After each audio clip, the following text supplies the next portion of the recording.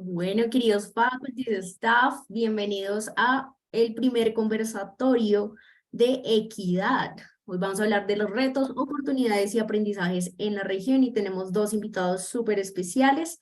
Les recordamos que tenemos interpretación en portugués y en español también. Simplemente vas a buscar el símbolo, es una bolita que dice interpretación abajo en el menú de Zoom y van a buscar el idioma en el que quieren escuchar el audio.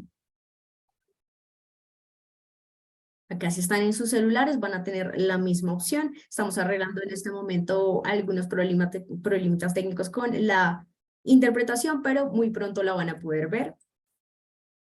Les presentamos al equipo de equidad, que sería Jafet, Pedro, Daniel Pérez, Natalie Torres y Sandra Herrera. Los moderadores del día de hoy, que serían Pedro Delgado y Jafet Arrieta. Y comenzamos con la misión, la visión y valores a cargo de Pedro. Gracias, Sandra. Hola a todos, yo soy Pedro Delgado, vicepresidente del Institute for Healthcare Improvement y es un privilegio lindísimo estar en una conversación acerca de un tema que nos atañe a todos y que nos beneficia también a todos. Simplemente, como primer conversatorio, queríamos darles un repaso rápido, que lo haremos hoy un poco más extendido que en otras ocasiones en los conversatorios futuros, acerca del instituto, porque entendemos que hay gente que tal vez no conoce el trabajo del instituto. El Institute for Healthcare Improvement es un instituto sin fines de lucro que busca mejorar la salud y los servicios de salud alrededor del mundo.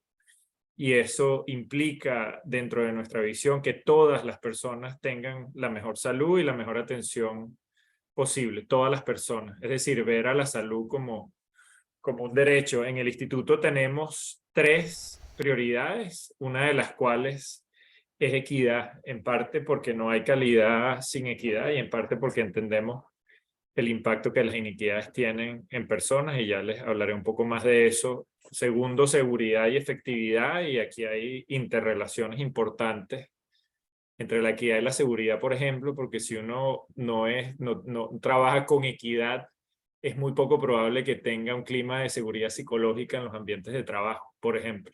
Y lo tercero es la resiliencia de los sistemas. Como organización, esas son nuestras 3 áreas de prioridad. Ahora, hay que comenzar por el principio. El principio es una carta bajo la cual todos, de alguna manera u otra, firmamos, que es esta Carta de las Naciones Unidas, y en su primer artículo habla de el hecho de que todos nacemos libres, iguales en dignidad y derechos, y tenemos un compromiso para comportarnos fraternalmente los unos con los otros, y el artículo 25 habla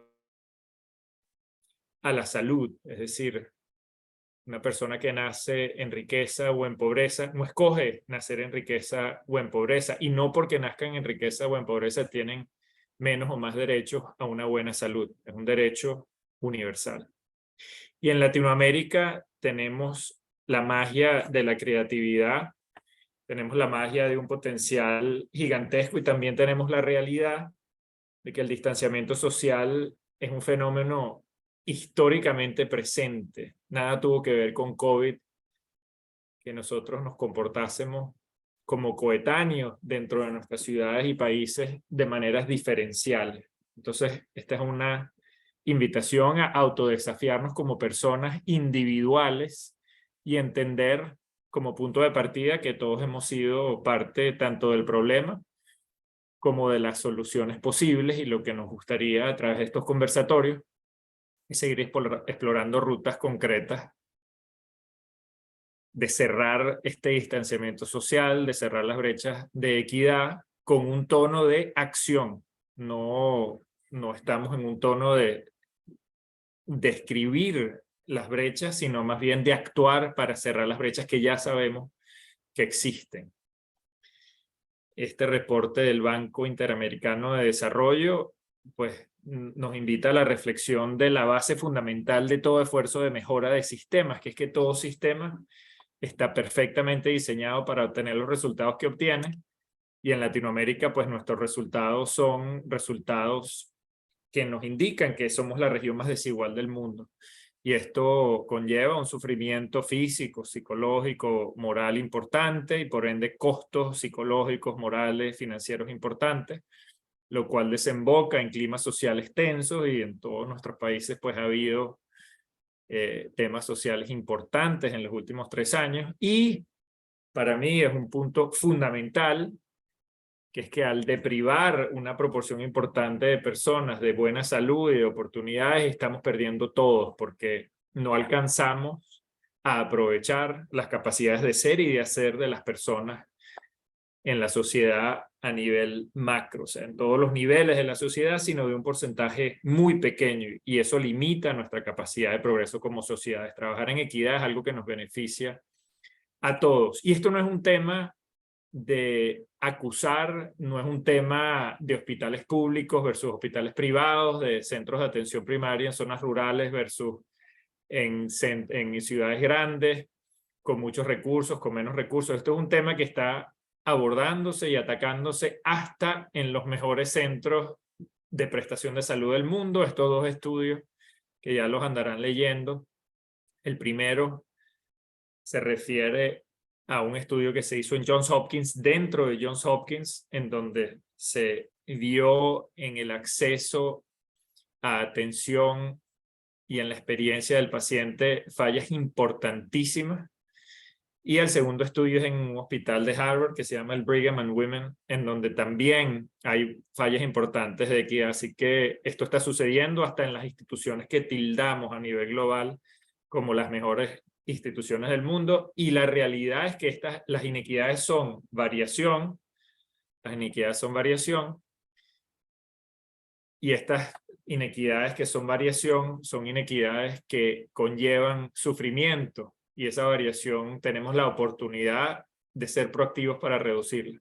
Uno de los beneficios importantísimos de trabajar en equidad tiene que ver con este efecto del cortar la acera. Es decir, si por ejemplo estamos haciendo una modificación para que las personas en sillas de ruedas puedan bajar la acera sin dificultad, es evidente que gente que está llevando un bebé en un coche, o gente que está en una bicicleta, o gente que está tratando de transportar algo de un lugar a otro también se beneficia. Es decir, trabajar en equidad tiene un beneficio no solamente para aquellos para los cuales estamos trabajando para cerrar esa brecha, sino para el resto del sistema. Es decir, estos son rediseños que tienen impacto, que van mucho más allá de estas poblaciones afectadas.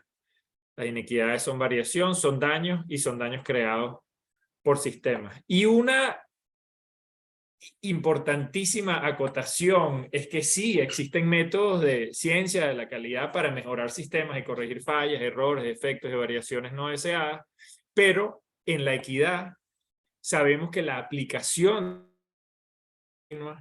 no remedian ni resuelven automáticamente la inequidad. ¿Por qué no? Porque todo sistema está perfectamente diseñado para obtener los resultados que obtiene. Es decir, tenemos que diseñar proactivamente para cerrar las brechas de equidad en lo específico. Nosotros en el instituto estamos invirtiendo como fundación sin fines de lucro parte de nuestros excedentes en crear una comunidad por la equidad latinoamericana. Tuvimos una primera reunión con nuestro faculty y staff en Sao Paulo en el contexto del Foro Latinoamericano en septiembre, y a partir de eso tenemos el comienzo hoy de estos conversatorios abiertos que invitan a personas a describir experiencias concretas de cómo están utilizando métodos de mejora continua, utilizando abordajes proactivos de cerramiento de brechas de equidad para tener un impacto importante en la oportunidad que se presenta. La visión es cerrar brechas de equidad, y esperamos que ustedes como individuos participantes hoy se lleven ese compromiso de continuar trabajando en esto proactivamente, construir, por supuesto, sobre lo existente, porque en ningún momento se comienza de cero, fomentar el concepto de una red de acción y aprendizaje que se fundamenta en ustedes como personas, y aprovechar el poder de los métodos de mejora continua como elementos catalizadores de acción. Hoy tenemos 2 invitados muy especiales, y para hacer las introducciones formales de Valeria y de Leo, dos personas muy cercanas y muy queridas por nosotros. Invito a Jafet Arrieta, que es directora en la región senior en la región de Latinoamérica para el Institute for Healthcare Improvement. Jafet. Muchísimas gracias, Pedro, y de nuevo muy buenos días, muy buenas tardes a todas y todos. Gracias por acompañarnos en este primer conversatorio de esta serie relacionada con equidad. Y hoy yo tengo el honor y el privilegio de presentar a dos personas que, además de ser extraordinarios profesionales, son extraordinarias personas y líderes. Y líderes que han estado llevando diferentes proyectos que ya han demostrado lo que es posible. Pedro nos hacía esa invitación a la acción, y que a través de Valeria y Leo, a través de las organizaciones que lideran, han podido demostrar lo que es posible, y esperamos que hoy ustedes se lleven algunas ideas, algunas estrategias tangibles que puedan implementar en sus contextos. Entonces, a la primera persona que voy a presentar es a la doctora Valeria Macías. Yo le conozco como Vale. Vale es la directora ejecutiva de Compañeros en Salud México, que es una organización sin fines de lucro que trabaja en la Sierra Madre de Chiapas, México. Chiapas, como contexto, es el estado más pobre de México. Vale y su equipo trabajan para llevar los beneficios de la ciencia médica moderna a las personas más necesitadas, tratando de servir como antídoto a la desesperanza. Vale se graduó de Medicina en el Instituto Tecnológico y de Estudios Superiores de Monterrey en 2012, el año en el que se incorporó a Compañeros en Salud, que es la filial de la organización internacional Partners in Health, para trabajar como médico general en una clínica rural durante un año. Y en agosto de 2013 se convirtió en la primera coordinadora del programa de Derecho a la Salud. Fíjense qué lindo, Pedro nos hablaba de cómo partimos de esa premisa de que la salud es un derecho humano. Y luego continuó sus estudios académicos en la Universidad de Harvard, graduándose con una maestría en Ciencias Médicas en Salud Global y enfocando su investigación en redes de referencia quirúrgica. Luego regresó a Chiapas en 2017 y se convirtió en directora de atención secundaria, y actualmente, desde el 2019, ella trabaja como directora ejecutiva. Vale, además, cofundó el Centro Cultural El Efecto Soma, una organización no gubernamental enfocada en facilitar el acceso a las artes y la cultura a poblaciones vulnerables, precisamente en Chiapas, y es miembro de la Junta Directiva de Redesim, una red de cooperación internacional en México. Y Valeria nos va a estar contando del trabajo de Compañeros en Salud en México, pero específicamente en salud materna. Y además de Valeria tenemos al doctor Leonardo Rolim Ferraz, que también es un gran amigo y colega nuestro. Leonardo es el director del Hospital de Mombirim. Leonardo, probablemente lo pronuncie mal, te ofrezco una disculpa. Y él es médico intensivista en gestión de salud y un fellowship de la Escuela de Salud Pública de la Universidad de Harvard y del Institute for Healthcare Improvement, con un enfoque en calidad, seguridad y la ciencia de la mejora. Y bueno, con eso como introducción, ustedes pueden ver que, además de ser estas personas y profesionales maravillosos que yo les comentaba, bueno, tienen un bagaje académico muy importante. Y ellos nos van a hablar hoy, entonces, como les decía, de equidad, pero de una forma tangible. Y vamos a iniciar con una primer pregunta de este conversatorio para Vale. Vale, cuéntanos. Mira, en el IHI, en el IHI, utilizamos la premisa de que todo sistema está perfectamente diseñado para obtener los resultados que obtiene. Ya lo decía Pedro, entendiendo que los resultados, las brechas de equidad que vemos en esos resultados, son producto de sistemas, de estructuras que de una u otra manera están diseñados para que estos se perpetúen. Entonces quería preguntarte sobre cuál es la estrategia de Compañeros en Salud México para cerrar brechas de equidad en salud con enfoque en poblaciones vulnerables en Chiapas, bajo la premisa que me encanta de Compañeros en Salud, de que la injusticia tiene cura. Cuéntanos.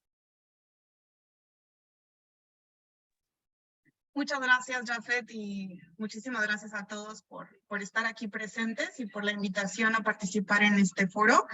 Me gustaría responder la pregunta compartiendo un poco del proyecto o programa específico que tenemos en Chiapas enfocado en salud sexual y reproductiva en la casa materna.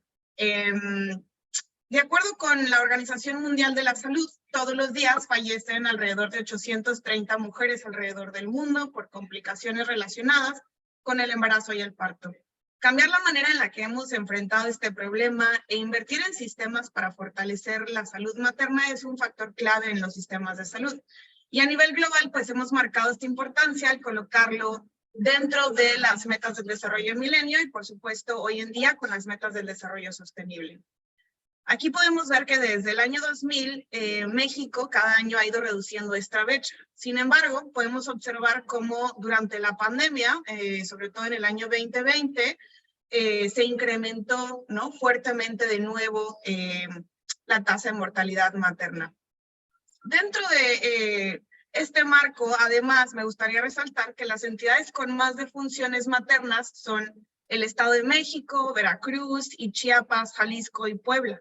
En conjunto, estos estados suman el 41.1% de las defunciones registradas, ¿no?, marcando cómo hay una gran diferencia, a pesar de estar todos dentro de México, dependiendo de en qué estado estás viviendo, son el riesgo que tú tienes de poder fallecer durante tu embarazo, parto o puerperio. De estos estados, Chiapas y Veracruz son los que presentan una razón de mortalidad materna mayor a la nacional incluso. Entonces, pues marcando todavía más cómo vivir en estos estados, ¿no?, puede incrementar tu riesgo.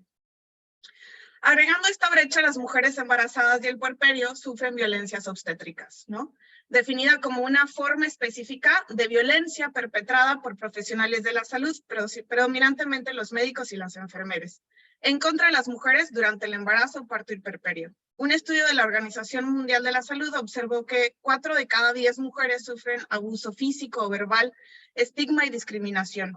Y los 15 minutos justo antes del parto es cuando el abuso ocurre más frecuentemente. En México, en los últimos 5 años, 33.4% de las mujeres entre 15 y 49 años tuvieron durante su parto algún tipo de violencia por el personal que los atendió. Chiapas siempre es uno de los estados con mayores índices de muerte materna. En el 2016 fue casi el doble, y es por eso que decidimos arrancar con el proyecto de Casa Materna. Aquí les pongo unas fotitos. En el 2017 la inauguramos, y es en donde se atienden partos de bajo riesgo a través de un modelo de partería. A través del apoyo con el municipio y la Secretaría de Salud, la Casa Materna, apoyada por compañeros en salud, es la única en Chiapas en donde las líderes, las proveedoras y las responsables de la atención clínica directa con plena autonomía son las enfermeras parteras con competencias profesionales de partería. Se les aporta personal de salud, insumos y material médico, así como capacitación y entrenamiento. En la foto en medio podemos observar a María. María es una mujer de 20 años que acudió a Casa Materna acompañada por su esposo, sus padres y sus suegros, así como su partera Margarita. María fue referida porque ella había pasado su fecha probable de parto y quería atenderse en Casa Materna. La partera Margarita comparte los datos del control prenatal, le da una sobadura durante la consulta y un té para ayudarle a iniciar las contracciones. Se realiza un ultrasonido y laboratorios en conjunto con el personal y se le pregunta a María cómo le gustaría que su parto sea atendido. El modelo de partería que ofrecemos en Casa Materna es un modelo basado en evidencia, centrado en las necesidades de la mujer y promueve la atención al parto para que la mujer tenga un parto respetado. Ella es la protagonista de todo su proceso obstétrico, mejorando las condiciones así del parto. Es fundamental proporcionar un trato digno y respetuoso para lograr una experiencia positiva del parto. María es libre de elegir su posición de parto, ya sea vertical o horizontal, o cualquier posición en la que se sienta más cómoda para tener a su bebé. También puede elegir quién quiere que la acompañe durante el parto, incluido si es su partera. Después del parto, se aconseja a María sobre los métodos anticonceptivos y se le da información sobre los datos de alarma para ella y su bebé.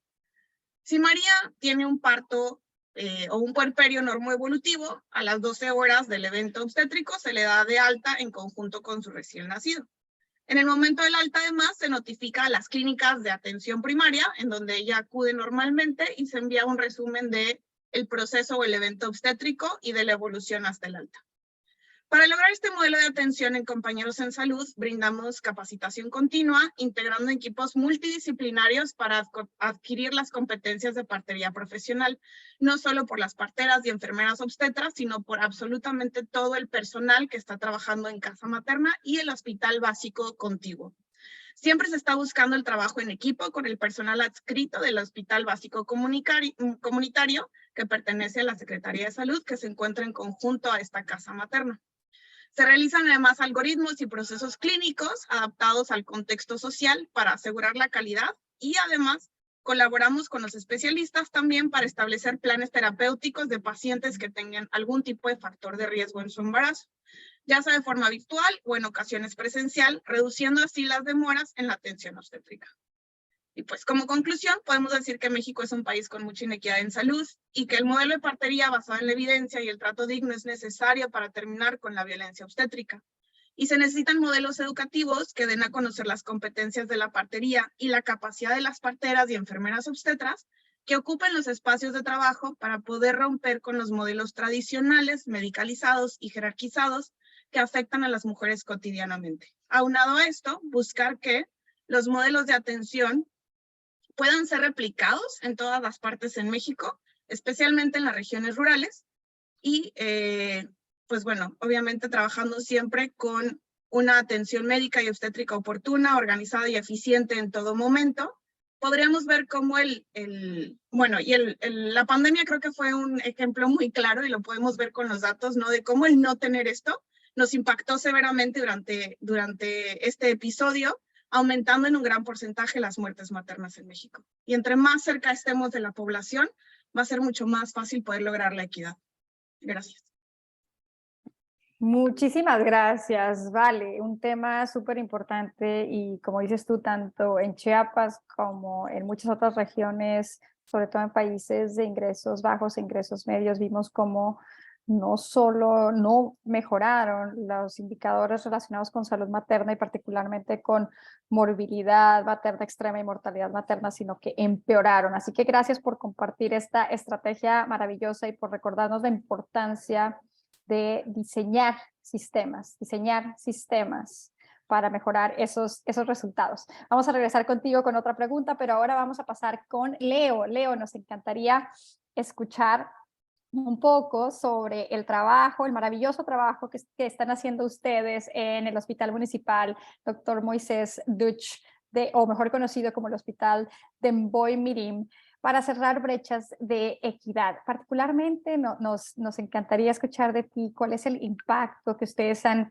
visto en poblaciones vulnerables y cuáles son las principales estrategias que han utilizado. Y antes de darte la palabra, les ofrecemos una disculpa. Estamos teniendo un problema técnico con la plataforma. Parece que la funcionalidad de traducción simultánea está inhabilitada, así que les ofrecemos una disculpa, pero en el espíritu de todos y todas aprendemos, vamos a practicar nuestro portugués y nuestro español y nuestro portuñol. Así que Leo, te escuchamos. Sim, muitas graças, Jafé. É privilégio estar aqui com todos vocês. E vou exercitar meu portunhol também, falar português lento, passito, para que todos possam compreender. E falaremos sobre o Mboy Mirim. Como disse, é um hospital público, 100% SUS. Ele está na cidade de São Paulo, na região sul da cidade. São imagens aéreas da região da cidade. Servimos mais de 1 milhão de pessoas, uma região densamente populada da cidade e com grande vulnerabilidade social. Então, das regiões da cidade, de São Paulo, as regiões periféricas, mais distantes do centro, são as de maior vulnerabilidade. É possível ver aqui à esquerda, em rosa e laranja, são as áreas de maior vulnerabilidade. O Mboy está justamente em uma área de grande vulnerabilidade, de máxima vulnerabilidade social. E para traduzir o tamanho desta desigualdade, trago um dado da idade média ao morrer das pessoas que moram nesta região da cidade, comparada a outras regiões. Então, quem nasce em Alto de Pinheiros, que é um bairro de classe média alta da cidade, a idade média a morrer é de pouco mais de 80 anos, 82 anos. Enquanto que no Jardim Ângela, que é o principal bairro em que o MBOI tem seus usuários, a idade média ao morrer é de 62 anos. Um gap de 20 anos, determinados por onde as pessoas nascem ou vivem. E não é possível aceitar o tamanho desta desigualdade sem nos mobilizar a traçar ações e iniciativas que possam reduzir este gap. E a gente não vai conseguir fazer isso sendo um hospital atuando apenas no escopo de um hospital, oferecendo acesso ao cuidado. A gente precisa nos desafiar a enfrentar esse gap, essa desigualdade, aumentando a nossa capacidade de gerar impacto e atuar sobre os condicionantes sociais de saúde. Então, somos um hospital público, secundário, de 336 leitos e 28 mil metros quadrados.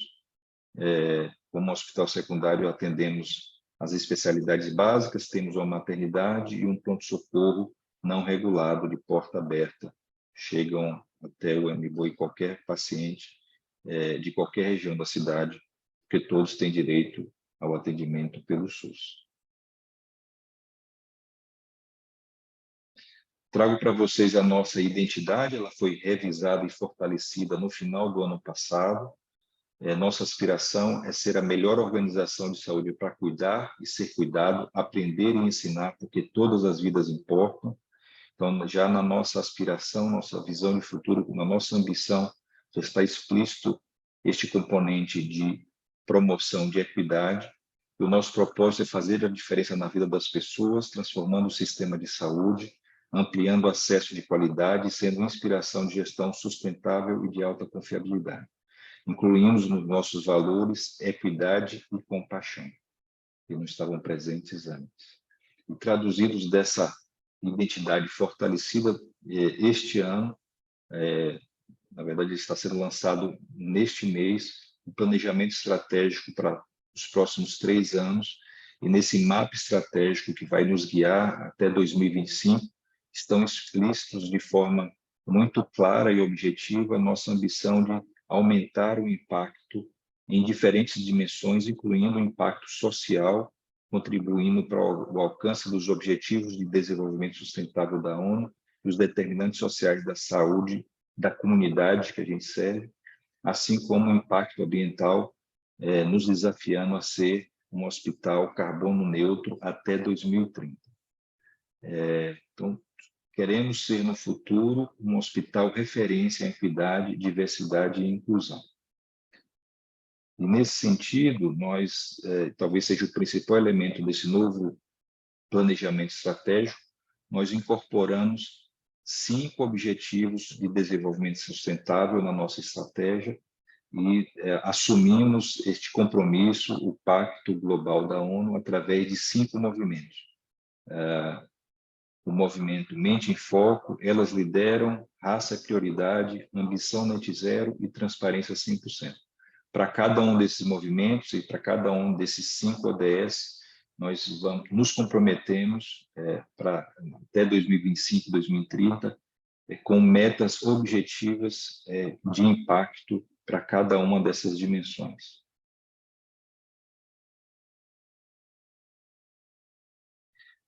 Nós, em junho desse ano, lançamos um programa de diversidade e inclusão bastante ambicioso, com o patrocínio do Einstein, e que visa, de fato, ampliar a consciência da nossa comunidade para um ambiente inclusivo, desenvolver e implementar políticas de inclusão, tanto no hospital quanto na comunidade que a gente serve, ter uma estratégia robusta, estruturada e organizada para alcançar esses objetivos no mais curto espaço possível. E aqui alguns exemplos de iniciativas que já foram desenvolvidas de junho para cá, dando voz a essas pessoas que estão há tanto tempo silentes. Trago para vocês um exemplo desse esforço de atuação além dos muros do hospital e assumindo essa responsabilidade de aumentar o nosso impacto para a comunidade, um programa chamado Eduque Me Boi, que começou em julho deste ano, que visa aumentar a empregabilidade e a geração de renda para a comunidade que a gente serve. Nós temos aqui uma estrutura física e profissionais com conhecimento que estão permitindo a formação, formações técnicas de 4, 6 meses de curso, sem custo para voltado às pessoas da nossa comunidade. Realizamos um curso de copeiro, 50 pessoas participaram desse curso. A gente teve a grata surpresa de uma empresa chamada Sodexo, empresa grande do Brasil, ofertar a 100% dessas pessoas uma oferta de emprego, baseado nessa formação. E começamos agora em outubro um novo curso de balconista de farmácia. 33 pessoas foram aprovadas, incluindo 9 vagas afirmativas para a comunidade LGBTQIA+.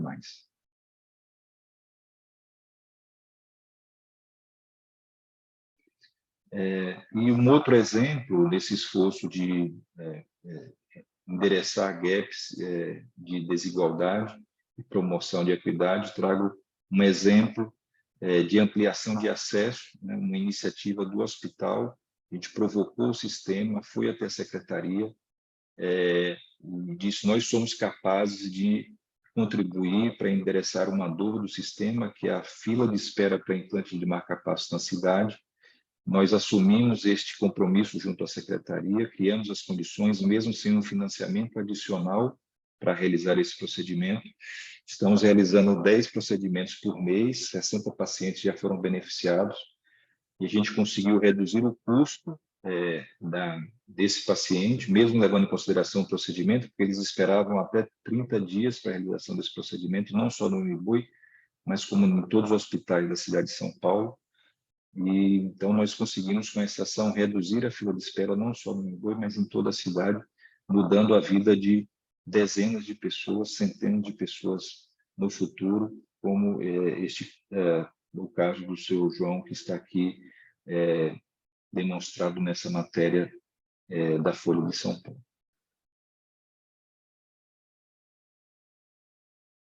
Então, são essas as estratégias e alguns exemplos do nosso esforço de promoção de equidade e de reduzir os gaps de desigualdade que são tão grandes na cidade de São Paulo, na nossa sociedade. Estamos aqui nos desafiando a sair da zona de conforto e fazer o nosso papel. Muito obrigado pela oportunidade de compartilhar com vocês essas informações. Leo, qué maravilla, Valeria, qué maravilla y qué importante lo que escriben, ¿no? Y para los participantes, invitarlos a pensar desde 3 ángulos, ¿no? Primero, el ángulo organizacional, es decir, cómo y a quién empleamos, cómo y a quién promovemos, cómo promovemos el civismo, en cómo nos comportamos los unos con los otros. Y eso lo abordó Leo con la estrategia de equidad que ellos han codiseñado con el personal dentro de Emboibirim, el hospital. Segundo, el ámbito clínico, que son las diferencias en acceso, en experiencia del paciente y en desenlaces clínicos. Y de nuevo, el ejemplo de acceso que brindaron tanto Valeria como Leo, importantísimo. Ámbito organizacional, ámbito clínico, el ámbito clínico con acceso, experiencia del paciente y desenlaces clínicos. Y el último enlace que tiene que ver con la salud poblacional, este deseo en el diseño y en la ejecución tanto de Valeria como de Leo de ir más allá de la prestación de un servicio dentro de una institución hacia las comunidades cercanas proactivamente, en el caso de Leo, con programas de emplear personas que viven en la favela alrededor del hospital, es decir, atacando lo que llamamos los determinantes sociales de la salud o lo que se entiende también como las causas de la inequidad. Así que abramos los micrófonos, a ver si hay manos que se levantan y alguien se atreve a hacer alguna pregunta, y si no, probablemente pasemos a la pregunta que hace Leticia dentro del contexto de la presentación de Leo, pero vamos a hacer silencio por 30 segundos a ver si alguien levanta la mano y tiene interés en hacer alguna pregunta con el micrófono. Igual estamos pendientes del chat. Entonces 30 segundos de silencio a ver si alguien tiene una pregunta. Francis Durán. Hola, Francis. Hola Pedro, hola Valeria, hola Leo, ¿cómo están? Muchas gracias por su presentación. Súper interesante ver todo el trabajo que están haciendo. La verdad, particularmente me motiva mucho poder escucharles.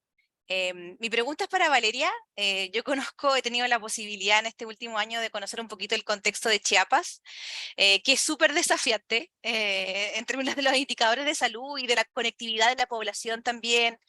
Y me gustaría saber cómo fue el proceso también de involucrar a todo el personal en este cambio que ustedes proponían, cuáles fueron los desafíos que tuvieron en términos de motivar al personal hacia este cambio que tú nos compartiste. ¿Contestó de una vez? ¿Sí? Ok. Gracias, Francis, por tu pregunta. Sí, en definitiva es un reto, ¿no? Y bueno, Chiapas es un reto también, agregándole un poco a Francis, porque el contexto geográfico es muy complejo. No hay conectividad, no hay teléfonos, no hay señal. Son comunidades muy pequeñas, con distancias muy amplias en una región montañosa, ¿no? Bastante de difícil acceso. En definitiva, el involucramiento del personal, ¿no? Tanto administrativo como clínico de los hospitales básicos comunitarios ha sido un reto. E incluso llevamos indicadores para ir midiendo el progreso y la evolución de estos indicadores que denominamos de parto respetado, ¿no? Para ir midiendo por proveedor e incluso por casa materna u hospital, ¿no? Cómo vamos evolucionando. Y en definitiva ha sido un proceso de muchos años, ¿no? Desde el 2017 iniciamos y en un principio había mucha resistencia. Creo que una de las cosas que siempre son muy positivas es cuando el liderazgo se suma al proyecto, ¿no? Y el liderazgo cree en el trabajo que se está realizando a nivel jurisdicción sanitaria, a nivel estado, ¿no? A nivel también jefas de enfermeras, ¿no? Todos los que están involucrados. Entonces, trabajar con ellos y enseñarles el modelo, no solo por nuestra parte, sino también a través del liderazgo se les invitó a sesiones de parto respetado en otras partes, ¿no? Del estado, a través de la Secretaría de Salud, y eso poco a poco los ha ido motivando a creer en los beneficios del parto respetado, ¿no? Que además está avalado por evidencia. Y entonces también traer diferentes ponentes de alrededor de América Latina para mostrar como los beneficios de este parto respetado. En este momento no tengo los nombres de las alianzas, pero podría compartirlas sin ningún problema, ¿no? Que incluso algunos de manera gratuita estaban trayendo todos estos beneficios y capacitaciones. Creo que eso ha sido muy positivo, mucha paciencia y mucho amor también. Creo que el compartir con amor, ¿no? Y sumar en vez de juzgar también nos ayuda mucho a integrar. Entonces, el acompañamiento del personal en conjunto para que vayan porque son ambas partes, ¿no? Tanto las parteras que se están sumando, que pueden sentirse violentadas por el equipo, y el equipo que ya lleva trabajando, que pues también es difícil el cambiar una estructura de tantos años, ¿no? Y entre más formación tenga el personal, por ejemplo, especialistas y demás, creo que la barrera es todavía más fuerte, porque está más fuerte la formación que llevaron, ¿no? Entonces, creo que ha sido un trabajo constante y de mucho involucramiento y de acompañamiento y de alianzas fuertes con los liderazgos, lo que nos ha permitido ir avanzando poco a poco, ¿no? Y muchas reuniones de cómo llegamos a estas negociaciones y puntos medios de que sí y que no, ¿no? sí, no sé si. Y lo importante en la pregunta de Francis, en tu reflexión, Valeria, sin duda alguna, es que parte del desafío de la equidad es que si se imaginan un control remoto que tiene botones de volumen y tiene también un botón de silenciar, lo que hacemos cuando promovemos sin intención la inequidad es que le damos al botón de silencio. La gente se siente sin voz y sin agencia. Y lo que la pregunta de Francis invita y tu respuesta evidencia es que integrar las voces de los protagonistas de los sistemas y de los usuarios de los sistemas en estos esfuerzos es importantísimo, y Leo bien lo decía también en su reflexión. Y en el diseño, por ejemplo, la estrategia de equidad de Emboibirín, pues sin duda alguna hubo un espíritu y unas acciones de codiseño, y en su implementación hay en el presente acciones de coproducción. Son dos términos importantísimos en el abordaje de estos desafíos. Jafet, veo que tienes una pregunta y Carlina un comentario. ¿Tú quieres hacer la pregunta, Jafet? Muchísimas gracias, Pedro. Sí, bueno, siguiendo, para dejar tiempo para preguntas para Leo, que creo que también hay algunas, pero para sumar a lo que comentabas, ¿vale? Tú mencionaste varias veces este concepto de acompañamiento como elemento clave para la motivación, para lograr el involucramiento activo del personal de salud a todos los niveles y también para llegar a pacientes y familias. ¿Nos podrías contar un poquito más sobre el modelo de acompañamiento de CES, de Partners in Health? ¿Cuáles son los elementos esenciales de este modelo? Sí, gracias, Jafet. Yo creo que, bueno, para mí el componente principal no es desde entrada un componente de humildad muy fuerte, ¿no? ¿Y a qué nos referimos con esto? En el acompañamiento, lo que buscamos es caminar uno al lado del otro, ¿no? Caminar realmente juntos de manera horizontal y equitativa, tomando en conjunto decisiones y compartiendo experiencias, ¿no? Y es la persona acompañada la que realmente tiene la autonomía de ir definiendo cómo quiero ser acompañado, cuándo quiero ser acompañado y en qué momento termina ese acompañamiento, ¿no? No lo decide la persona que está acompañando, sino la persona que está siendo acompañada, ¿no? Creo que a veces en el sector salud nos podemos tomar como el privilegio de tomar decisiones que a veces no nos corresponden, ¿no? Y limitamos la autonomía de las personas con las que trabajamos, usuarios, ¿no? Incluso otros colaboradores. Entonces, el ser muy conscientes de eso es muy importante, ¿no? Y en este sentido de acompañar al profesional de la salud también, y de los usuarios, es muy importante que todas las voces sean escuchadas, ¿no? Muchas veces la barrera que existe para poder aceptar un nuevo modelo son muchos miedos que uno trae cargando, ¿no? Pero ¿qué tal si me quitan mi licencia? Yo soy el responsable último de este parto, ¿no? Si la mujer fallece, ¿a quién van a culpar? Entonces, el poder realmente escuchar las preocupaciones y los miedos y realmente que se sepan que no están solos y que están acompañados por todo el equipo que está haciendo este trabajo, ¿no? Igual con las parteras y las enfermeras obstetras, ¿no? ¿Cuáles son sus preocupaciones? ¿Cuáles son sus miedos? ¿Cuáles son nuestros prejuicios mutuos, ¿no?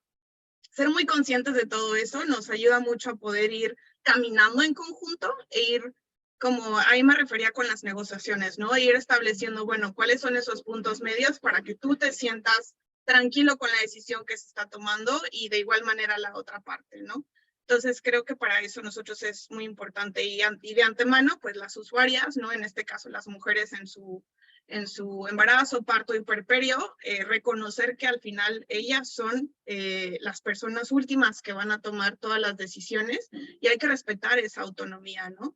Y esa es creo que una parte crucial del acompañamiento, el poder ir a un lado y el poder ir respetando y escuchando las experiencias y expertices que cada parte trae a la mesa. Gracias, Valeria. Ese concepto de acompañamiento, la verdad es que tiene un impacto importante porque no es una relación vertical, es una relación horizontal. Una maravilla. Leo, yo tengo Una pregunta, evidentemente, pues conociendo tu trabajo, sé de tu compromiso con la equidad y con los métodos de mejora continua y en tu rol ejecutivo, por tu presentación sabemos que estás utilizando ese privilegio para tener un impacto. Desde el punto de vista del Hospital Israelita Albert Einstein como institución, en sus parcerías con el sector público, ¿qué te motivó a ti en ese contexto a ser incluso más proactivo en el tema de la equidad hacia afuera del hospital y hacia adentro del hospital? ¿Cuál fue la motivación principal, Leo? Uma excelente pergunta, Pedro. Eu estou no Einstein há 20 anos. Eu vou tentar responder de uma perspectiva pessoal, né? E nesses 20 anos, minha carreira foi voltada à terapia intensiva. E é claro, fortemente impactada pela pandemia. E, então, durante a pandemia, eu era o responsável, o líder da terapia intensiva do Einstein. Dá para imaginar o quanto fui exposto aos desafios e dificuldades de enfrentar a Covid-19. E ficou claro para mim de que na próxima pandemia não será possível oferecer saúde ou cuidado às pessoas sem atuar além da terapia intensiva, sem atuar nos determinantes sociais da saúde. Ficou claro para mim que a Covid-19 é um exemplo de sindemia, da combinação de fatores sociais, culturais, econômicos, determinando o prognóstico e a evolução de uma doença. Então, ver a tragédia que foi a Covid-19 e a frustração de não conseguir, por mais conhecimento, até recursos estavam disponíveis para cuidar de pacientes graves, eles não seriam suficientes para salvar o número de vidas, ou promover a qualidade de vida que essas pessoas merecem, e enxergar o tamanho da desigualdade, já que o Einstein e eu atuei em UTIs públicas e privadas, e enxergar no dia a dia a diferença, o gap, o tamanho da desigualdade, foi um mobilizador para abraçar esta causa da equidade como algo prioritário. E é claro que isso veio junto com uma onda, é claro, do IHI, muito conectado com os valores do IHI, e esta onda da quíntupla meta fez muito sentido. Me tocou porque estava saindo desse contexto da pandemia e eu vivenciei o tamanho dessa desigualdade de forma trágica no dia a dia. E assumindo a direção de um hospital público numa comunidade tão carente como é do Boimirim, foi mais um reforço e fez ainda mais sentido que não adiantava eu melhorar a qualidade da assistência no hospital sem colocar de forma explícita como uma prioridade na estratégia do futuro do MBOI a questão da equidade. E fazer isso também numa dimensão, o que é possível fazer aqui e agora. A gente quer construir esse futuro melhor, influenciar o sistema, mas também fazendo parceria com a comunidade, chamando a comunidade, as pessoas dessa comunidade, o que a gente pode fazer hoje, agora, com os recursos que a gente tem. E eu fico assim, compartilho com vocês, a gente criou um conselho consultivo de pacientes e famílias. E os primeiros encontros eram, assim, essas pessoas nunca foram convidadas a falar. E elas não estavam preparadas. Elas falavam assim, mas por que vocês estão me chamando aqui? Por que vocês querem nos ouvir? Então, os primeiros encontros foi quase tinha um letramento de cidadania. A gente quer ouvir porque vocês têm direito a isso, porque a gente quer tratar vocês com equidade, né? A gente quer a parceria de vocês e que através da voz de vocês e das suas necessidades que a gente vai poder fazer do MBOI uma região melhor. Não basta cuidar da pneumonia e da Covid-19 para fazer isso. Então, respondendo, foi a pandemia e o quanto que ela escancarou as desigualdades da nossa sociedade. E a oportunidade, através da quintuplamento, da ciência da melhoria, da estratégia, de colocar isso como algo estratégico, de poder transformar essa realidade.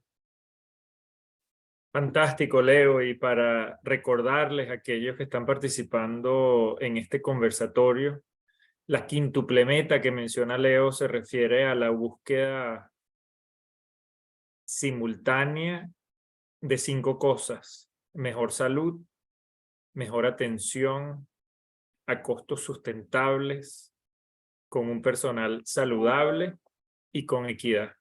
Eso es la quíntuple meta, y ahora les pondremos en el chat un link para el artículo de referencia. Pero Leo, maravilloso, y comenzar con una historia que tiene un tono personal de tu trayectoria es importantísimo, porque en esta llamada hay 46 historias individuales, todas con sus motivaciones individuales, pero hay una meta en común, y es este compromiso con abordar este tema urgente de inequidades en Latinoamérica de inmediato y concretamente, como bien lo han hecho ustedes dos junto con sus equipos y sus poblaciones. Así que nos quedan 5 minutos.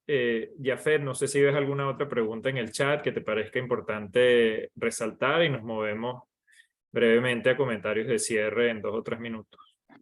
Gracias, Pedro. Bueno, tal vez para sintetizar lo que ha ido surgiendo en el chat, hay algunas personas compartiendo algunos conceptos que resuenan, que son importantes, pero que creo que se resumen en esta necesidad de actuar.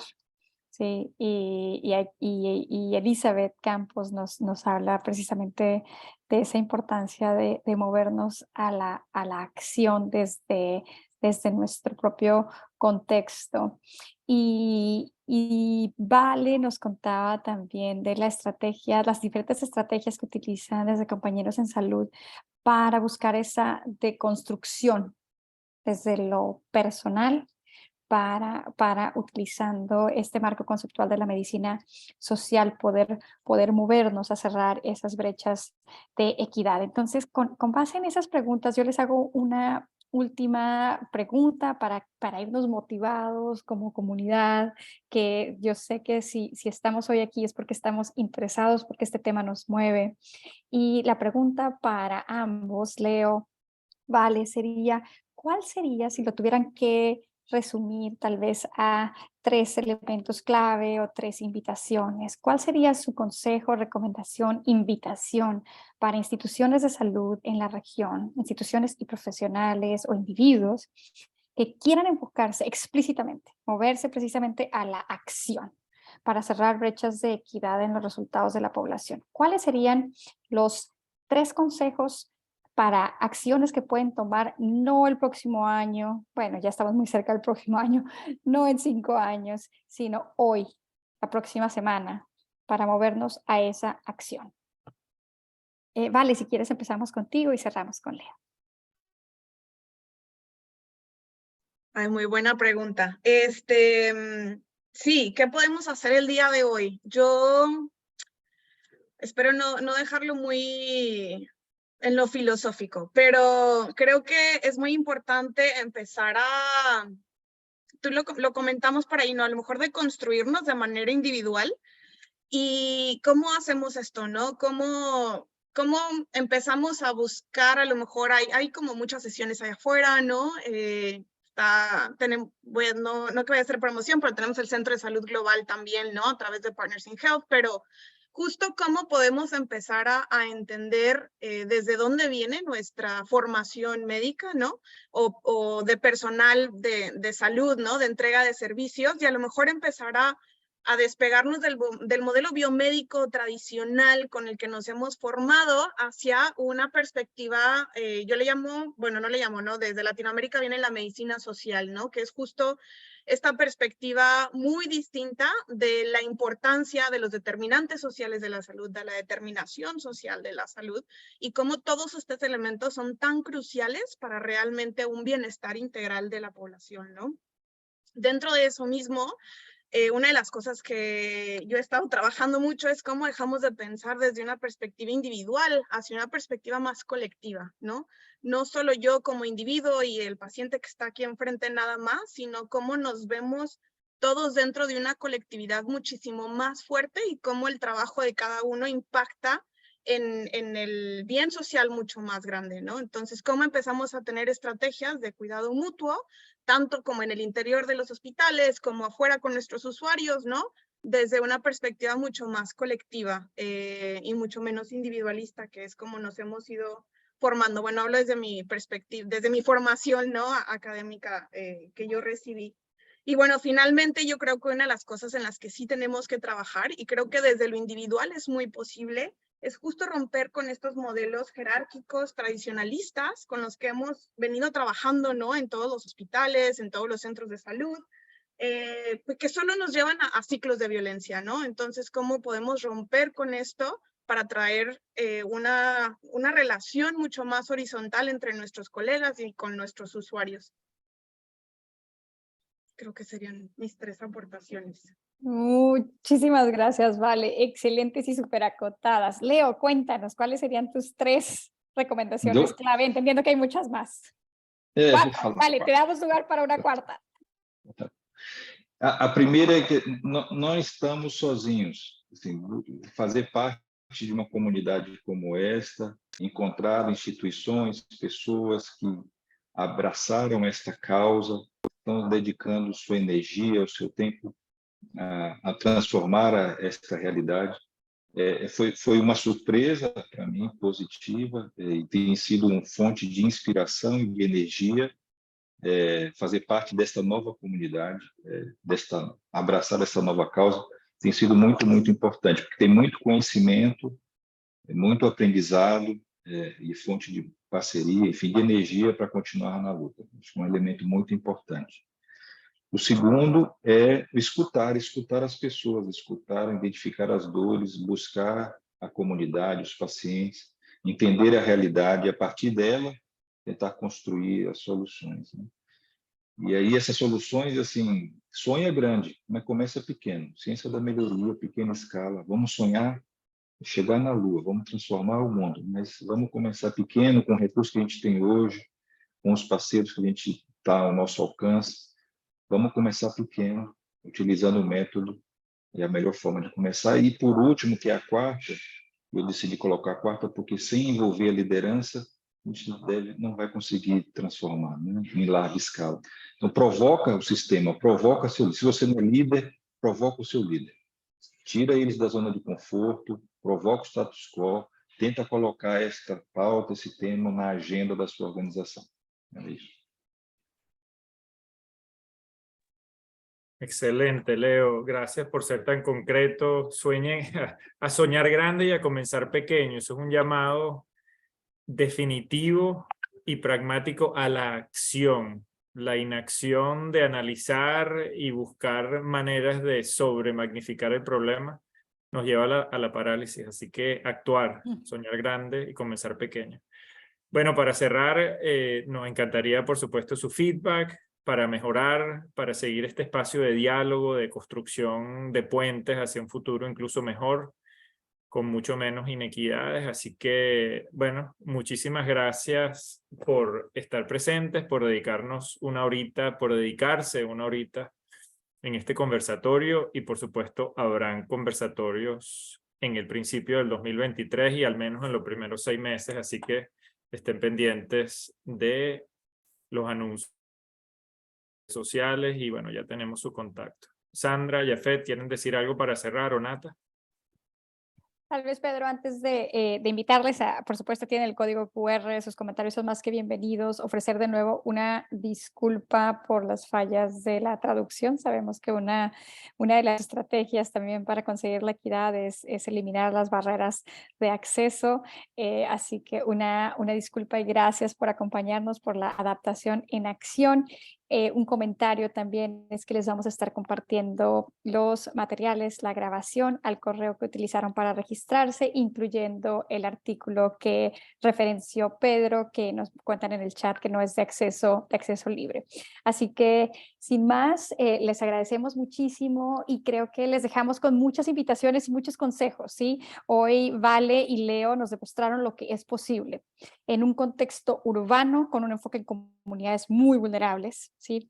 En un contexto muy rural con un enfoque también en comunidades, en poblaciones muy vulnerables alrededor de un tema que es la salud materna, que creo que al final del día ese nos compete a todos y a todas. Y este tema de la equidad creo que fue también la invitación que nos hacía, ¿no?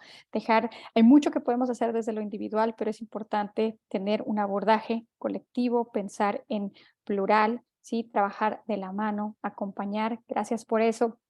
Y creo que la reflexión para movernos a la acción, a mí me encantaría a que conforme vayamos saliendo, sé que estamos sobre tiempo, nos dejen un compromiso que se lleven el día de hoy con base en lo que escucharon de Leo y de Vale para empezar a trabajar por la equidad, por la justicia social. Un compromiso, algo que quieran empezar a hacer o hacer distinto a partir de hoy, a partir de mañana, porque si no es hoy, ¿cuándo? Si no somos nosotros, ¿quién? Así que les dejamos con esa invitación y seguiremos compartiendo invitaciones para más de estos espacios. Vamos a dejar el Zoom abierto unos minutos más para leer sus compromisos. Los vamos a guardar y a compartir también en una nube de palabras. Y con eso les agradecemos mucho acompañarnos. Un agradecimiento también muy especial a las personas que nos apoyaron para montar esta sesión. Y de nuevo, Leo y Vale, gracias por compartir experiencias tan valiosas. Les mandamos un fuerte abrazo.